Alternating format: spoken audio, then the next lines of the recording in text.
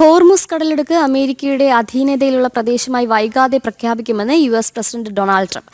Iran പരിപൂർണമായി തകർന്നു കഴിഞ്ഞു. ഉടൻ തന്നെ ഇറാനെ യുഎസ് കീഴടക്കുമെന്നും ട്രംപ് ന്യൂയോർക്കിൽ നടന്ന റാലിയിൽ പറഞ്ഞു.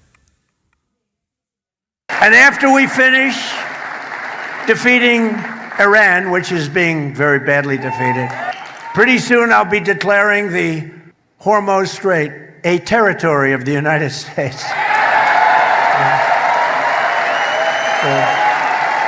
Essentially, that's what it is. We have the blockade.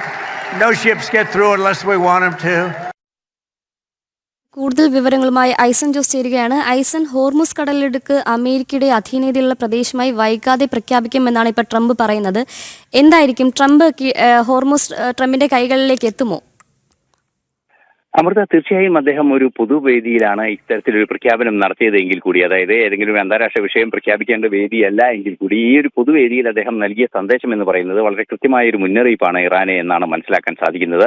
അധികം വൈകാതെ തന്നെ ഹോർമുസിനെ തങ്ങളുടെ ഒരു അധീനതയിലുള്ള പ്രദേശം, അല്ലെങ്കിൽ അമേരിക്കയുടെ അധീനതയിലുള്ള ഒരു പ്രദേശമായി പ്രഖ്യാപിക്കും.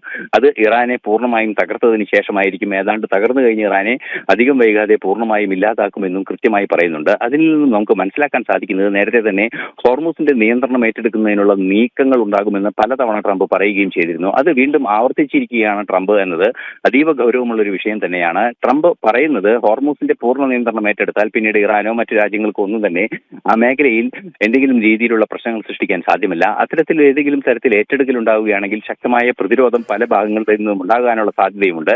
ഈ പശ്ചാത്തലങ്ങളെല്ലാം മുൻകൂട്ടി കണ്ടുകൊണ്ട് തന്നെയാണ് ട്രംപ് ഇത്തരം ഒരു പ്രഖ്യാപനം നടത്തിയിരിക്കുന്നത് എന്നാണ് മനസ്സിലാക്കാൻ സാധിക്കുന്നത്. തീർച്ചയായും നിലവിലെ സാഹചര്യത്തിൽ ഇക്കഴിഞ്ഞ ദിവസം ചില ആക്രമണങ്ങളൊക്കെ റിപ്പോർട്ട് ചെയ്തിരുന്നു ഹോർമുസിലെങ്കിൽ കൂടി നിലവിലെ സാഹചര്യത്തിൽ ഇറാൻ ചില രീതിയിലുള്ള നീക്കങ്ങളൊക്കെ ഹോർമുസിൽ നടത്തുകയും ചെയ്യുന്നുണ്ട്. ഇറാനെ പൂർണ്ണമായും ഇല്ലാതാക്കി. ശരി ഐസൻ പറഞ്ഞതുപോലെ തന്നെ എന്തായാലും ഹോർമുസ് ട്രംപിന്റെ കൈകളിലേക്ക് എത്തുമോ ഇല്ലയോ എന്ന് തന്നെ കണ്ടറിയാം.